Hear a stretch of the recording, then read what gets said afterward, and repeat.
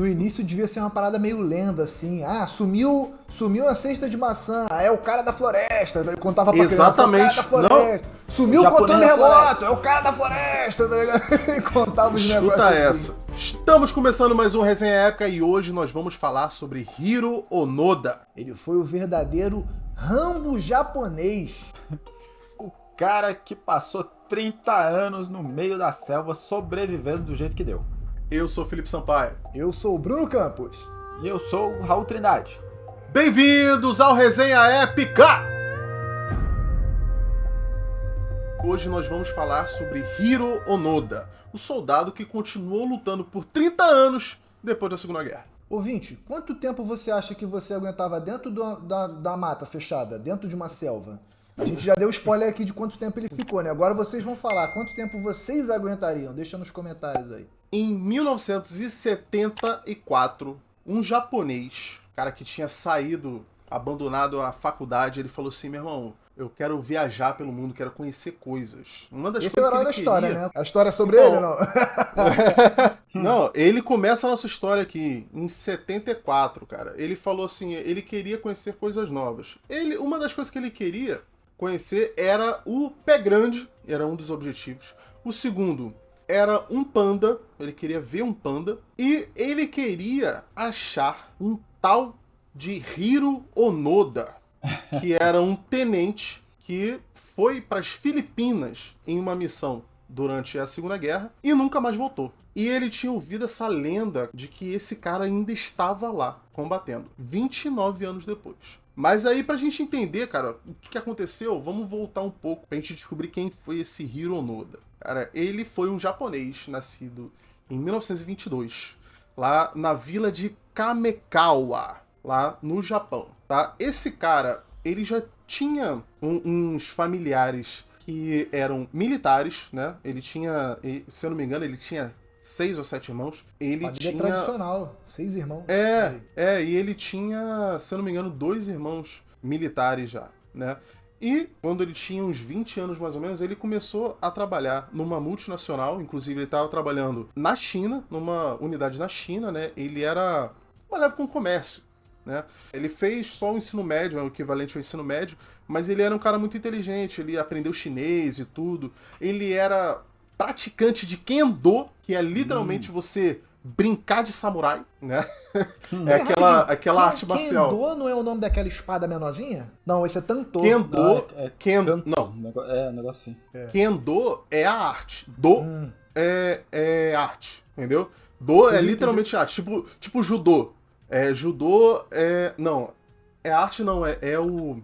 Marcial. É marcial. Agora eu me confundi. Não, é arte ou é marcial? Eu tinha 50% Não, peraí aqui. de Jiu-jitsu é arte suave. E judô, eu acho que é a luta suave, uma coisa assim. Enfim.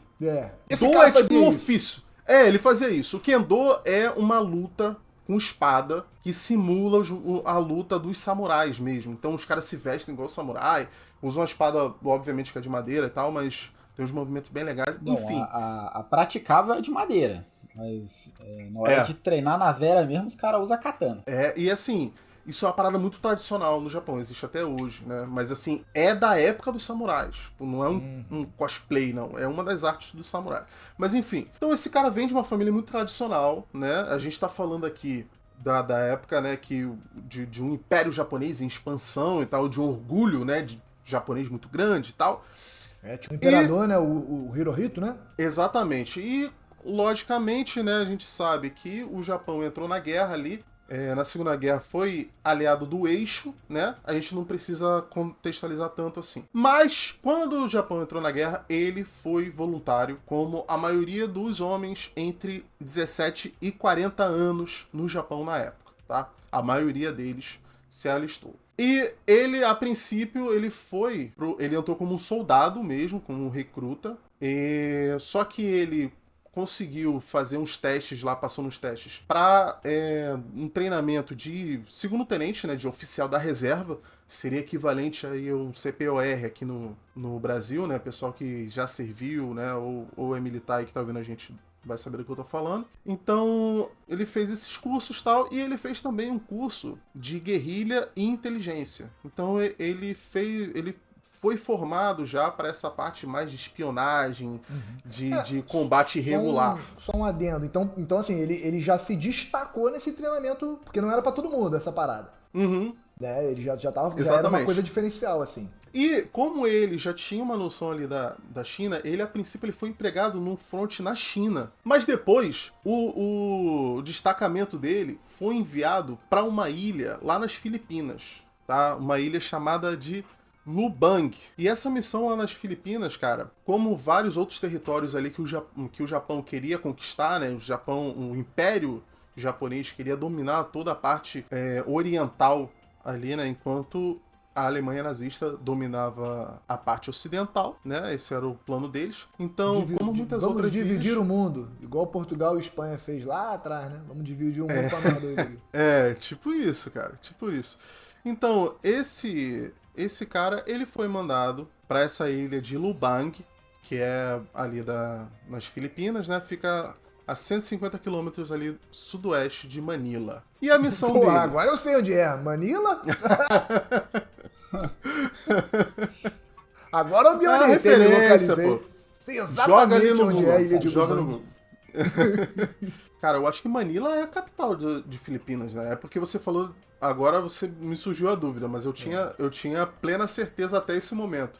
Então agora você tá dizendo que sou eu que não entendo de geografia. Porra, aí você... É a capital, realmente. Olha aí. É a capital, por isso ela é a referência. Tá, mas ó, a missão principal desse grupo que ele estava liderando era destruir um campo de aviação e impedir o avanço de americanos. Pô, só região. Que aí que tá a chave da coisa. Porque na hora que deram a missão, falou, ó, em hipótese alguma você vai se render. E é o seguinte, até um oficial superior te falar aí que a missão acabou, você vai continuar lutando. E é aí que começou o problema. Quando ele foi mandado pra lá, ele ouviu isso diretamente de um general. Pra ele, na época, não só pra ele, mas pra todos os soldados ali japoneses na época, isso aí, mano, era uma coisa assim muito séria. A gente sabe que os japoneses, nessa época aqui, eles literalmente se matavam, né, antes de se render, né, e faziam ataques suicidas, né, como os kamikazes e tal. Então, eles realmente davam a vida pela causa que eles acreditavam. E ele, inclusive, tinha aquela faca tradicional, que se não me engano é a Kanto mesmo, que é uma katana menor, né? Que é o que foi dado pela mãe. Essa que eu tinha confundido, Tanto, que era a katana menorzinha, que é pra prática do seppuku, né, ou do harakiri. Que é o auto-estendimento. Que é o suicídio ali cerimonial, né, do japonês, que é uma herança da época dos samurais também. Inclusive, essa espada ele ganhou da mãe dele. Tá? A mãe dele entregou pra ele, antes dele ir pro campo de batalha, a mãe dele entregou e falou assim, ó, isso aqui é pra você manter a sua honra se necessário. Pô, achei que ela ia falar assim, isso aqui é pra tu usar se a munição acabar, pô. Vai na espadada. Mas não esquece do casaco. Esse general, que é o Yokoyama Shizuo, ele falou não só pra ele, né, não só pro Hiro, mas falou pra todo esse destacamento. Ele falou assim, ó, aguentem, nem que sejam por 3 ou 5 anos, porque nós vamos buscá-los. E ataques suicidas não serão aceitáveis. Ou seja, assim, o cara, ele deveria aguentar na posição ali e ele não poderia cometer o seppuku. Então, assim, você não tem a opção de se render, nem de perder. Você tem que aguardar lá que uma hora a gente vai buscar vocês. E ele foi pra ilha em 44, né, lá pra Lubang. Então, assim, já quase no final da guerra. A guerra acabou em 31 de dezembro. 31 de dezembro. Então, assim, bem próximo já. Então, só que, cara, lógico que não era só ele que tava lá. Estima-se ali que eram uns 200 militares japoneses, mais ou menos, que estavam ali. E, cara, o que acontece é que pouco tempo depois, eles foram enviados para lá 31 de dezembro, né, de 44. 27 de fevereiro chegou um grupo de 50 fuzileiros navais americanos na ilha, tá? Fazendo uma varredura. E assim, só queria deixar claro que é uma ilha muito pequena, tá? É uma ilha com 130 quilômetros quadrados. Então, assim, é minúscula mesmo. Tinha pouquíssimas pessoas ali, tinha só alguns civis ali que eram pescadores e agricultores, tá? Esses militares americanos, eles chegam fazendo a varredura, eles percebem o que está acontecendo. No dia seguinte, já chega um batalhão de 1.000 soldados. Aí, pô, o japonês fala assim, meu irmão, deu ruim, perdemos. Não que eles desistiram, assim, logo de cara, mas eles adiaram essas missões que eles tinham ali, né, pra poder simplesmente sobreviver ali naquele local. Então, no primeiro momento, todo esse destacamento ali, ele foi pras montanhas. Rapidinho, tem um filme que mostra muito... Porra, é um filme muito bom, cara, que mostra essa realidade, que é a Cartas de Iwo Jima. Tá? É uma outra ilha, obviamente. E aí mostra justamente essa aproximação, essa chegada dos soldados americanos e os japoneses se escondendo nas montanhas, em buracos e tal. Então, assim, pra quem tiver curiosidade, esse filme é muito bom. Tem alguns filmes sobre o Hiro Onoda também, mas eu vou falar mais pra frente aqui. Enquanto isso, o pessoal já pode se inscrever no canal aí, se estiver assistindo no YouTube, pode curtir o vídeo, tá? Que isso ajuda bastante a gente. Se puder, compartilhar com seus amigos aí. Se tiver no Spotify, vai lá nos 3 pontinhos, nas opções lá, bota avaliar esse podcast, bota 5 estrelas pra gente, vai estar ajudando bastante, tá? Continuando aqui, então o pessoal fugiu para as montanhas. A princípio, né, foram todos esses, por volta de 200 soldados ali. E o Onoda, que ele tinha mais... Ele estava há pouco tempo no exército, mas ele teve aquele curso que eu te falei, né, sobre guerrilha e tal. Então, ele E começou ele era lutador. a adotar. Não sei se isso é importante, mas eu queria lembrar. O cara é lutador. Mas se você ver as fotos dele, assim, não é nem um pouco assustador, não. Ele era um cara bem pequenininho, assim, franzino e tal. Mas, enfim, ele começa a falar... Ele dá a seguinte instrução pros soldados. Ó, vocês vão se dividir em esquadras de 3, tá? E cada grupo desse de 3 vai ficar afastado. Não fica todo mundo junto, não, que a gente vai ser mais fácil de ser achado. Ele mandou todo mundo se separar. E assim, ó, qualquer coisa que vocês forem fazer... sei lá, for cozinhar alguma coisa, for precisar, porra, ir no banheiro, se aliviar ali, tem que ter 2 caras vigiando, cada um olhando para um lado, pá. Então ele tinha uma noção, assim, do que estava acontecendo. Era só que, o que acontece? Nesse meio tempo aí, cara, como a gente já falou, isso aqui já era 45, né? Já tava muito perto do final da guerra. As bombas ali de Hiroshima e Nagasaki foram jogadas em agosto. E no início de setembro, o imperador Hirohito, ele já anunciou a capitulação ali, né? Já se rendeu ao exército americano. Então, eles ficaram alguns meses assim, né? E durante esses meses aí, eles até tiveram alguns poucos embates com os soldados americanos e com o povo local que servia de guia, tá? Para esses americanos. O povo estava ajudando os americanos contra os japoneses, obviamente, né? Porque esses americanos eram vistos como pessoas que foram lá para libertar eles do Império Eles japonês. que eram os invasores, né? Exatamente. Então, o que aconteceu foi que, assim que o Japão se rendeu, eles começaram a avisar, o próprio exército americano tentou avisar esses japoneses lá da rendição. A princípio, ninguém acreditou, né? Começaram a jogar folhetos de avião, assim, avisando e tal. E o que aconteceu, meu irmão, é que dá no momento, né, até um militar que era superior a ele ali no teatro de operações, ele que era o capitão Chizuki, ele ordena o fim, né, desse combate organizado e a maior parte desses soldados vai se render, tá? Então, estima-se aqui que 40, se não me engano, são 41 grupos desses soldados aí que ele separou se rendem. E fica só ele mais 3 caras. A princípio, mais 2, na verdade, né, que era do grupo dele, né, e depois ele acaba encontrando um terceiro, né, que se junta ao grupo 4 anos depois, que estava perdido na floresta.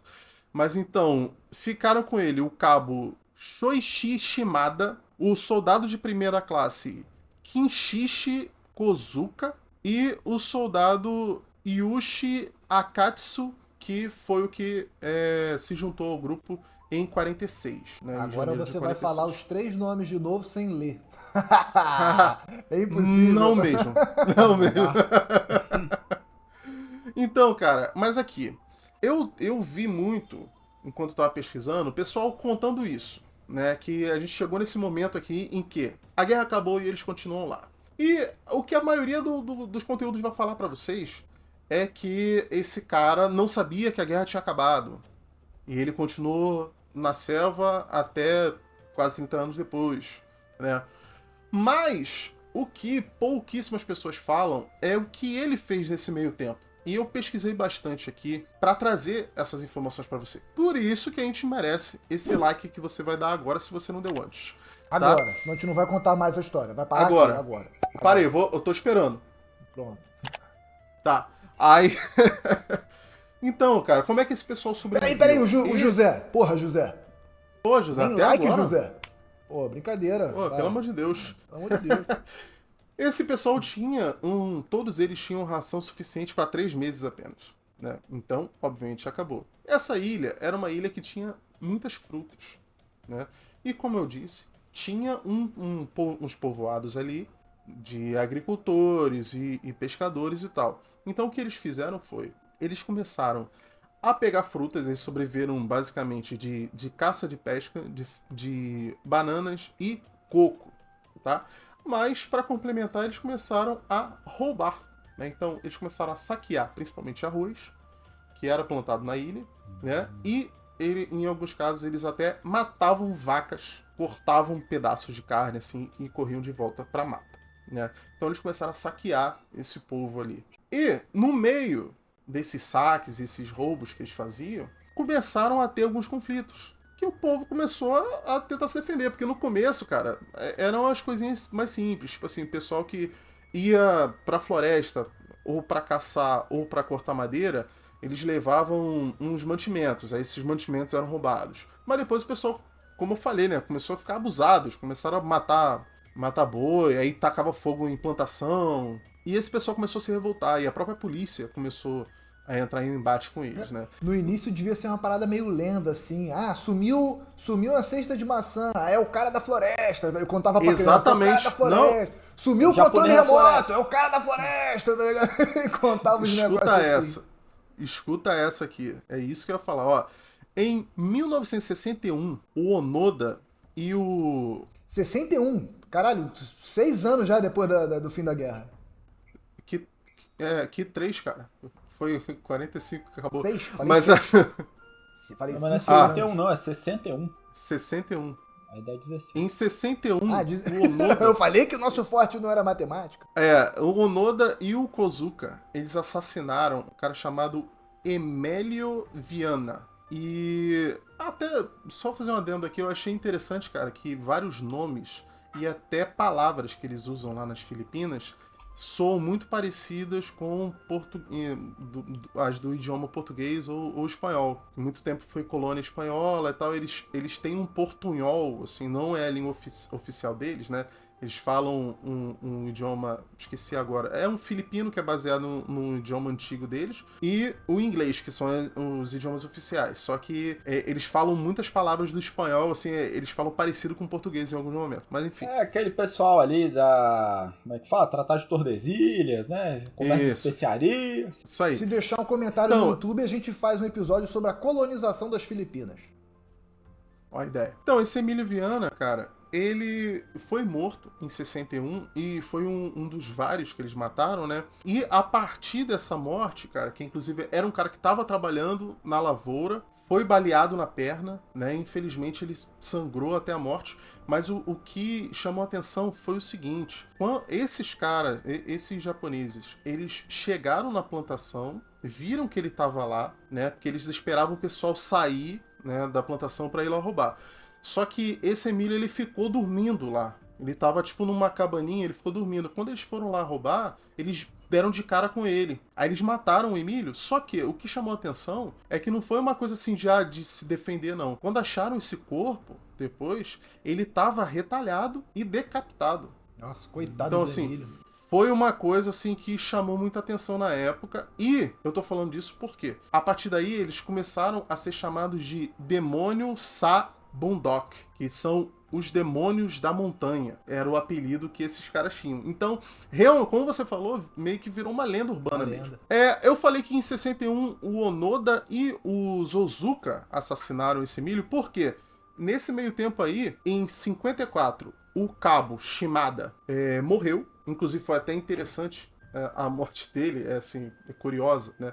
Que ele tinha sido baleado numa perna num confronto com a polícia, depois que eles incendiaram uma plantação também, mas ele sobreviveu. Aí, uns meses depois, eles passaram por um local que estava tendo um treinamento do exército. E ele passou atrás da linha de tiro. Então ele foi alvejado sem o pessoal nem ter visto ele. Só que assim, eles acharam que foi um ataque do exército. Né? Ele morreu assim, por coincidência. E o soldado que tinha se juntado a eles em 46, que era o Akatsu, se rendeu em 1950. Então esse cara, várias vezes nesse meio tempo, eles receberam vários panfletos, tá? Eles, nesses ataques aí, eles viam mensagens ali em japonês, dizendo que era para avisar para eles que o Japão tinha se rendido e tal, e eles supostamente não acreditaram. Né? Mas esse Akatsu, ele tava assim, ele era o mais novo, né? E ele ficava ali, pô, meu irmão, esses caras tão malucos, vão me render. E ele tentou fugir 3 vezes deles. Nas 3 vezes... Era o único que tinha bom senso na parada. Era o único que tinha bom senso, cara. Olha só que doideira. Esse cara, nesse meio tempo, ele tentou fugir 3 vezes. Nas 3 vezes acharam ele achando que ele tinha se perdido. Aí ele ficava assim, opa, caramba, me perdi, né? Que bom que vocês me acharam. Assim, na 4ª vez, ele realmente conseguiu fugir e se render para as autoridades, tá? E foi ele que confirmou que o Onoda tava lá ainda. O Onoda e o Kozuka. Teve várias tentativas, tanto do governo filipino, quanto o próprio governo americano, né, de fazer esse pessoal se render, e o governo japonês também. Então, cara, para encurtar a história, nesse meio tempo, foi uma porrada de panfleto que foi jogado na floresta. O próprio irmão do Onoda foi lá com um megafone e ficava gritando na floresta: meu irmão, sou eu aqui, volta pra casa, não sei o quê. Eles começaram a deixar uns presentes pra eles, assim, comida, né, junto com jornais, com fotos dos familiares. E tem até uma coisa interessante que eu tava vendo aqui, esse Kozuka, né, que era o soldado que ficou mais tempo com o Onoda, ele viu uma foto da família e ele reconheceu a família dele, mas ele não reconheceu a casa em que eles estavam. Aí ele falou assim: Onoda, realmente, eles estão tentando enganar a gente mesmo. Essa aqui não é minha casa. Olha o pensamento do cara. Caraca. Que loucura. Eu tinha passado anos, cara. Os caras estavam em outra casa e não sabiam que o Japão tinha sido bombardeado pra cacete. Entendeu? Que a maioria das pessoas foram evacuadas, foram pra outro lugar e tal. E assim, passaram-se os anos, né, cara? As coisas mudaram. Mas ele olhou assim e falou... E achou que era Photoshop, mano. Naquela época. Ele falou assim, não, isso aqui é mentira, né? Pô, o cara passar um mês, tipo assim, a guerra acabou, tá? Pô, não acabou não. Ninguém veio aqui dizer pra mim que acabou, eu tô lutando ainda. Vai passar um ano, beleza. Pô, passar 10 anos ali achando que a guerra ainda não acabou. Mas caraca, velho, 30 anos, mano. Tipo assim, as tropas americanas, que eram notadamente os inimigos, já não estavam na ilha já há muito tempo, provavelmente, né? Depois que acabou o fim da guerra, teve a rendição, as tropas americanas foram saindo, né? Tipo assim, isso estavam vendo o filipino no negócio e continuaram, porra, a guerra não acabou. Mas é uma doideira, porque o que acontece? Num dos primeiros panfletos que eles acharam, tinha alguns erros de digitação. Aí, pelo que eu vi, pelo menos o que o Onoda afirmou isso até na autobiografia dele, que na verdade não foi ele que escreveu, ele afirma isso, que ele ficou meio confuso, principalmente porque o primeiro panfleto que foi jogado lá no início, né, assim que a guerra acabou, ele dizia, primeiro, que ele achou estranho, que o Japão se rendeu, e ele falou assim, ué, pô, como assim? O Japão não ia se render. Ou a gente vai ganhar a guerra, ou o Japão vai acabar. Na cabeça dele era isso. Entendeu? Porque era a forma como ele estava se comportando também, né? Até coerente ele pensar dessa forma. Foi a forma com que ele foi educado dentro do exército. Entendeu? Doideira, né? E, assim, eles tinham, cara, a mesma loucura que o nazista, né? Essa superioridade na cabeça, né? Que, assim, o exército japonês não vai perder, não tem como perder. Então ele achou estranho isso, né? Pô, o Japão se rendeu, não faz muito sentido. E tinha um erro de digitação, né? Um erro gramatical, que dizia, assim, pelo que eu entendi, lógico que eu não falo japonês, né, gente? Mas, assim, pelo que eu entendi da explicação, foi, tipo, dizendo que o comandante do exército já tinha se rendido a si mesmo. Tipo assim, ele não estava escrito que o exército rendeu-se a outro. Tava dizendo como se ele tivesse se rendido a si mesmo. Aí ele falou assim, cara, isso aqui foi um americano que escreveu, é certo. entendeu? Aí ele já se blindou contra isso. Então, como ele era um cara que foi treinado para agir na inteligência e contra-inteligência, e foi um treinamento curto, então ele tinha umas ideias assim fixas na cabeça, né, meio paranoides ali, paranoicas, que, cara, eu não posso confiar no que eu tô vendo. Entendeu? E ele achava mesmo que era uma armadilha do exército americano. E ele supostamente não acreditou. Mas, nesse meio tempo aí, nenhum cara... americano há décadas. É. Os americanos Só via queriam que ele filipinos, parasse. mas os filipinos, lembra que eu falei que eles ajudaram os americanos? Sim. Então, a princípio, cara, ele teve muitos embates com esses filipinos. A maioria eram só civis. Teve alguns embates com a polícia, né? Mas a maioria dos que ele matou foram civis. Inclusive, estima-se que foram mais de 30 mortos e mais de 100 feridos por esses dois. Esses dois eles ficaram juntos por muito tempo, né? E eles tiveram acesso a jornal, e eles continuaram não acreditando, né? Supostamente. Depois eles conseguem roubar um rádio, ou seja, eles tinham acesso a rádio, e mesmo assim eles supostamente não acreditaram. Agora, eu vou te falar, a minha opinião, eu acho que eles podem até ter percebido um pouco tarde demais, mas eles não estavam achando que a guerra não tinha acabado não, cara. Eu não acredito nisso. Eu acredito que, cara, eles pra sobreviver, eles fizeram tanta merda que eles tinham medo de se entregar. Cara, e talvez aquela obstinação pessoal, cultural, né, de que, olha, você não vai se render até que um oficial superior te diga isso expressamente. Talvez ele tenha levado isso muito a sério. Pô, mas hein, sabe será, uma coisa... mas será que é o suficiente pra passar 30 anos no mato, cara? Pois é, eu acho que era mais. Eu acho que foi mais assim o medo, cara. Pô, eu já matei uns caras aqui. Se eu me render, eles não vão me levar pro Japão. Eles vão me matar. Tu acha que ele tava já num estado só de sobrevivência? Que ele tava fazendo era puramente... Ah, entendi. Eu acho. Não, eu tenho uma opinião mais simples, cara. Eu acho que só faltou bom senso. Passou longe. Mas a primeira vez que eu fiquei sabendo dessa história, eu tive a impressão de que o Onoda ele tinha talvez algum tipo de comprometimento intelectual, entende? Uma parada assim de que ele não conseguia entender bem a realidade. Talvez por isso ele tenha ficado lá tanto tempo, né? Mas parece que não, até por causa da vida que ele teve depois, né? De conseguirem tirar ele de lá. Sim, Mas como é que foi mesmo que esse maluco resolveu voltar pro Japão? Então, mas aí, cara, respondendo isso que você falou, ele até poderia ter algum problema, tal, psicológico ou cognitivo, mas ele não estava sozinho na maior parte do tempo. Até 72, o Kozuka estava com ele. E ele até fala em alguns trechos aqui que ele se deu muito bem com o Kozuka, justamente porque eu até anotei aqui, ó. Os 18 anos que Kozuka e eu passamos juntos foram os que estive mais ativamente envolvido em táticas de guerrilha. E o Kozuka se submetia a mim nas questões de julgamento. Ou seja, assim, eles estavam muito entrosados ali no que eles estavam fazendo. Tem até um trecho do livro que ele fala assim que em dados momentos ele só precisava olhar pro Kozuka e o Kozuka já sabia o que fazer. Ele tá falando, cara, de guerrilha contra pessoas desarmadas. Entendeu? Pô, esse cara, no mínimo, ele é um psicopata, mano. Isso não é normal. Isso não é normal, nenhum desses dois. Mas eu acho que o fato de terem duas pessoas que estavam nessa mesma situação mostra que não foi só um problema psicológico, não, cara. Entendeu? Mas enfim, o Kozuka... Uma motivação individual, né? Só ressaltar aqui que você falou que já estavam 18 anos na selva. Cara, metade da vida dos caras. Pô. Metade da vida eles chegaram ali com 20 e pouco. Vivendo à base de banana e arroz numa selva filipina, meu parceiro.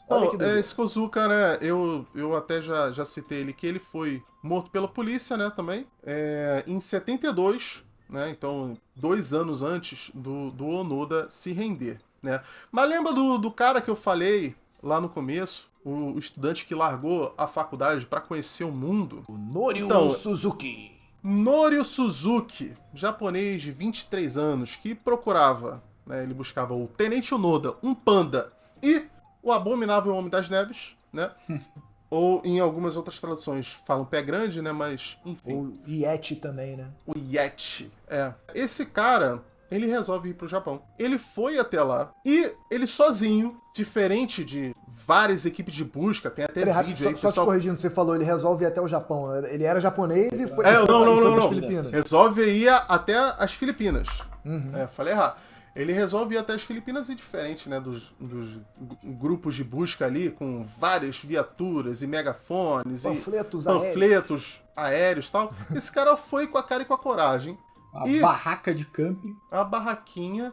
E ele tava acampado nessa floresta procurando.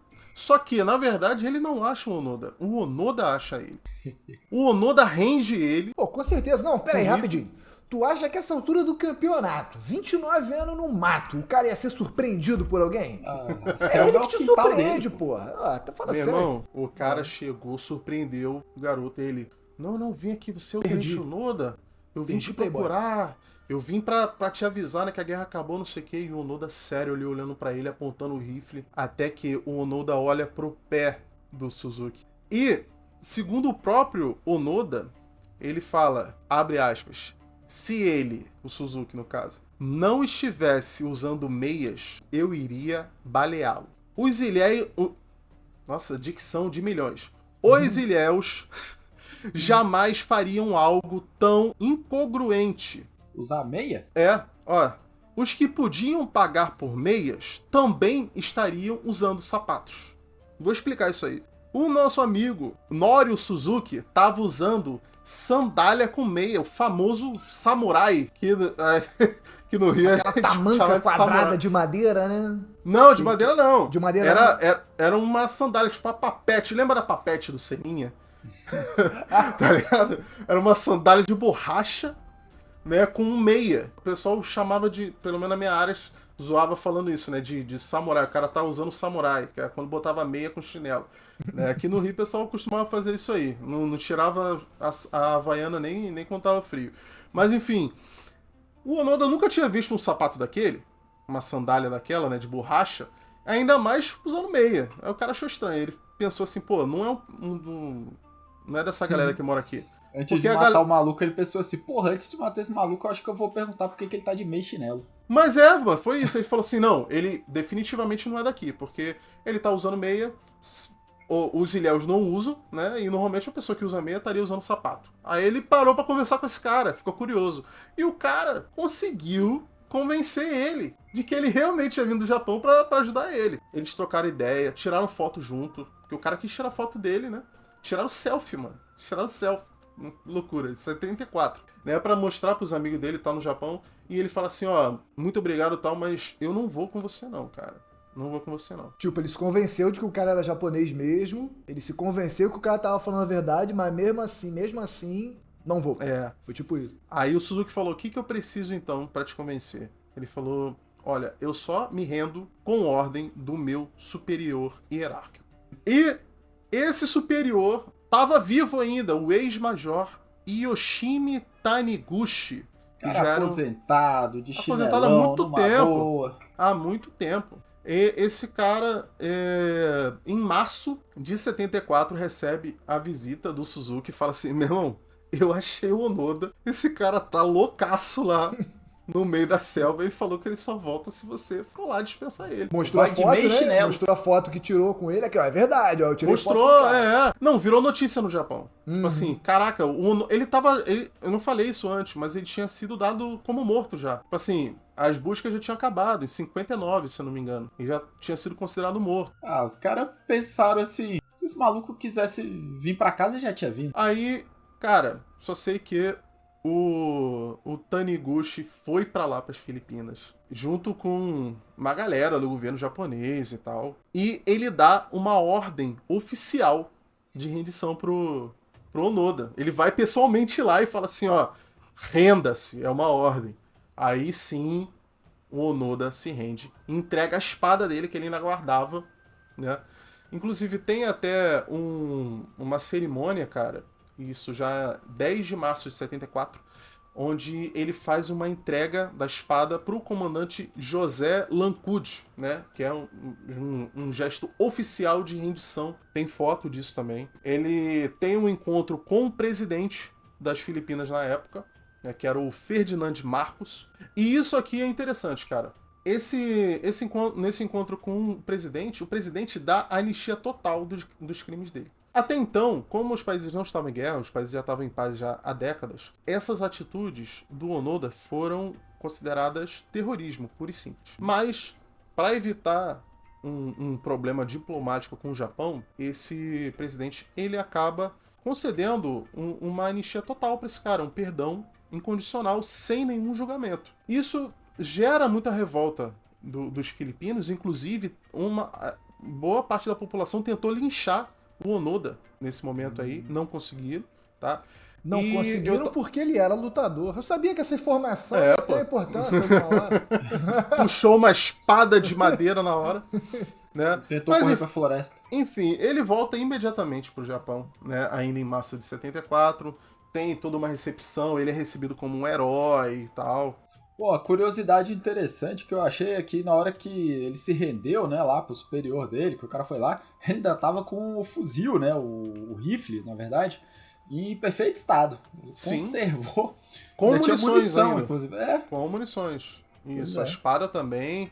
Tinha ainda peças do fardamento dele ainda. E eu vou te falar, ele, segundo ele não passou mais de 5 dias no mesmo lugar. Então ele passou 30 anos, cara. Ele falou que ele tinha um percurso que ele fazia ininterruptamente, assim, de 3 a 5 dias ele mudava o esconderijo dele, e era sempre na mesma rota ali, no sentido anti-horário, passando pela ilha inteira. Cara, o cara era muito louco, mano. O cara era muito louco. Muito lunático. E quando ele retorna ao Japão, é interessante a vida que ele trilha depois, e envolve inclusive o Brasil, né? É porque, cara, quando ele volta pro Japão, vocês conseguem imaginar o choque que ele teve, quase 30 anos depois, um Japão totalmente mudado, né? O Império não tinha mais as ambições que tinha, né? Não era mais um Império, o Japão.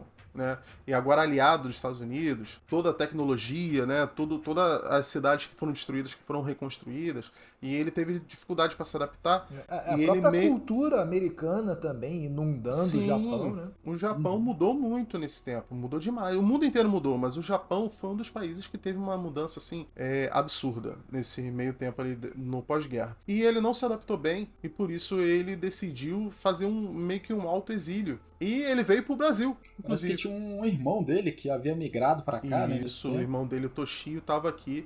Inclusive, ele tava em São Paulo, né? Numa colônia japonesa em São Paulo. E o Onoda vem pra cá, né? O Hiro, né? No caso, o Onoda, vem pra cá e ele começa a criar gado aqui no Brasil. Ele passou um bom tempo aqui no Brasil criando gado. Né? Ele pegou expertise de gado lá, matando dos outros lá na Filipinas. E, cara, assim, nesse meio tempo, tem algumas coisas interessantes, assim, né? Ele escreveu o livro, né, supostamente, né? O ghostwriter dele, né, que foi o cara que efetivamente escreveu o livro, ele depois vai fazer um outro livro desmascarando o Onoda. Inclusive, é um livro que infelizmente não tem em português ainda. Ele foi recentemente aí, ele tá para ser lançado em inglês ainda por uma autora aqui, se eu não me engano, esqueci o nome. Eu acho que é Mia Stewart, que é uma descendente, né, de uma das famílias que foram mortas por ele. Inclusive, ela teve parentes assassinados pelo Onoda e ela tá fazendo um documentário, tá previsto para 2026. Esse documentário dela aí. Quando sair, a gente pode fazer pelo menos um post aí no resenha pra avisar. E ela entrevistou bastante gente lá nas Filipinas, tá, pra mostrar esse outro lado ali, assassino mesmo, do Onoda, né? E ele, pra tentar se redimir, ele até fez doações para escolas lá nas Filipinas, na ilha de Lubang. E ele também fez, quando ele sai do Brasil, ele volta pro Japão, ele faz meio que uma escolinha de escoteiros, cara, pra ensinar as crianças a viverem na selva, né, pra aprender a se virar na selva ali. Então ele virou uma figura até muito querida no Japão. Nessa porra, né? Então assim, ele vive aqui no Brasil entre 75 e 84, né? Depois retorna ao Japão ali no meio da década de 80. Isso aí. Ele acabou falecendo em 2014, cara. E até interessante que essa Mia Stewart, ela foi até lá, no Japão, pra falar com ele. E ele tava doente na época, não pôde... Ele tinha concordado em dar entrevista pra ela. Ele tava doente. ela não pôde ir visitar ele no hospital e ele morreu, tipo, uma semana depois dela ir ao Japão falar com ele. Ela não conseguiu gravar com ele. Mó doideira. Mas assim, ela falou que foi muito impactante ir pro Japão, porque lá eles têm... Cara, eu não vou lembrar de cabeça agora como é que eles chamam, mas eles têm tipo um templo shintoísta onde eles acreditam que todos os mortos na guerra habitam. E esses heróis de guerra, como o Onoda foi considerado depois, eles têm quase que um poder de uma divindade ali dentro daquele local. Né? E ela viu, literalmente, como ela viu o enterro dele, né? Ele tinha acabado de morrer e tal, ela viu que ele estava sendo tratado ali como uma deidade. E ela ficou super chocada com isso, que pra ela ele era simplesmente um serial killer, né? E é meio triste isso, né? Porque ele foi, assim, porra, quase que santificado lá no Japão. Na ilha de Lubang tem um memorial do parceiro dele que foi assassinado ali, né? Tem um memorial em honra a esse japonês que matava os filipinos, mas não tem nenhum memorial para os filipinos que foram mortos, né? Eu só queria deixar bem claro essa parte da história aí que infelizmente a maioria das pessoas não conta. Cara, duas coisas aqui. Vocês fizeram as contas? Você falou que ele morreu em 2014. Vocês fizeram as contas? 40 anos ele viveu... Ele morreu, a Não, idade ele morreu aos 91. Ele viveu uns Cara, 40 o anos cara aí passou fora 30 da anos. floresta. Comendo banana roubada 22, né? e arroz. E viveu até os 91 anos de idade. Que isso? Cara, ele tinha uma 29 rotina, né, de cuidados com a saúde, ele analisava as fezes diariamente para ver se tinha alguma alteração, se preocupava com a questão de rotina alimentar. Ele sobreviver era com ele mesmo. Pois é. E outra coisa, pagaram ele? Porque o homem tava trabalhando, né? Cadê Cara, o soldo?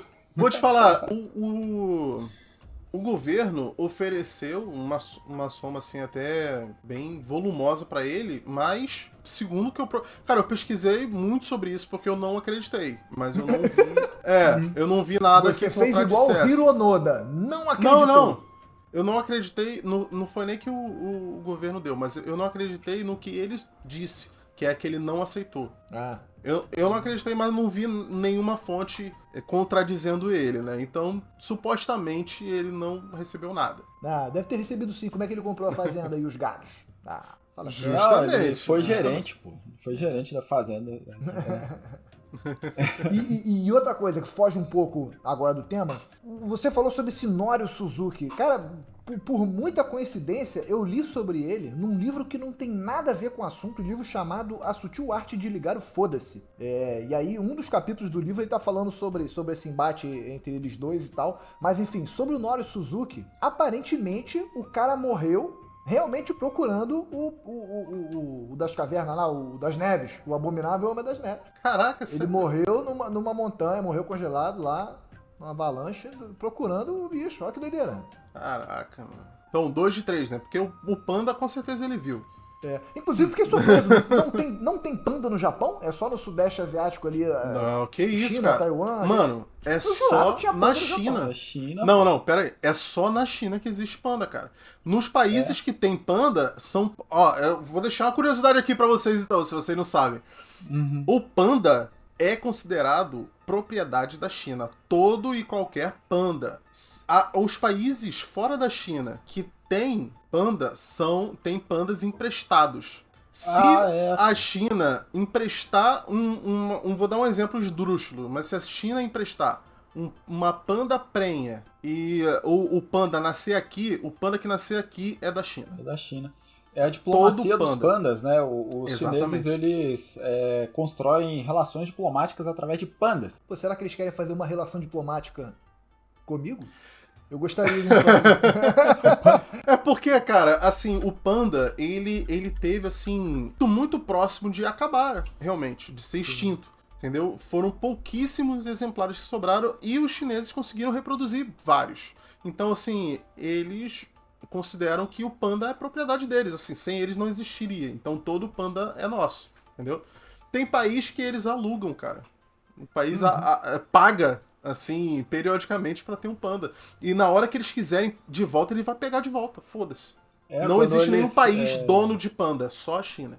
Eles têm alguma situação diplomática, tipo assim, um sinal é a China pedir de volta os pandas, saca? Uma outra curiosidade aqui, ó, que eu queria trazer é que, apesar dessa história do Hiro Onoda ser absurda, vocês acreditam que não é a única? Cara, eu fui procurar, ele é o mais famoso, mas tem outros casos que não demoraram tanto tempo, mas isso aconteceu várias vezes. O que demorou mais tempo, né, que ficou mais tempo nessa situação depois do Onoda, né, que ele é o que passou mais tempo nessa situação, com 29 anos, quase 30, né, mas o Shoichi Yokoi, que era um sargento do exército imperial japonês, ele ficou 27 anos escondido em Guam, em situação muito parecida. Então, Caraca. você vê que, assim, realmente o treinamento deles era bem bizarro mesmo, uma lavagem cerebral mesmo. Eu queria ter encerrado falando do panda, né? Que é bonitinho, que é legal. Aí tu foi falar de mais outro maluco que ficou no meio Pandas da são cena. bonitos. Pronto, Eu acho acabou que com esse o panda. lance do panda dá um corte à parte, mano. Eu acho que se tu até tirasse ele do episódio... Não, deixa o panda. Será um Deixa corte, o panda será um mesmo, corte. ouvinte. Se você já viu um panda, coloca nos comentários aí. Por essa vocês não esperavam, pô. O Brasil Lá tem me panda? manda- Quero Brasil ver, tem sabe? panda? Se tem, ele tem uma etiqueta escrito Made in China. Como tudo que a gente tá usando, como a camisa que você tá usando, como o computador Sim. que você tá usando, que tudo é Assim feito como na os China. bonés americanos lá que dizem Make America Great Again, Foram também feitos na estão China. escritos Made in China. Não é nem piada, não é nem piada. Os violões foram feitos, o cabelo do Raul foi feito na China, foi tudo feito na China. Essa daqui não E é foi, isso não. aí. Ah, essa aí foi made by Raul mesmo. Made in Brasília. Então é isso aí. Vamos encerrar. Pessoal, por hoje, a gente Bora. vai ficando por aqui. Um grande abraço, até o próximo episódio. Até a próxima, pessoal. Abraço. Valeu!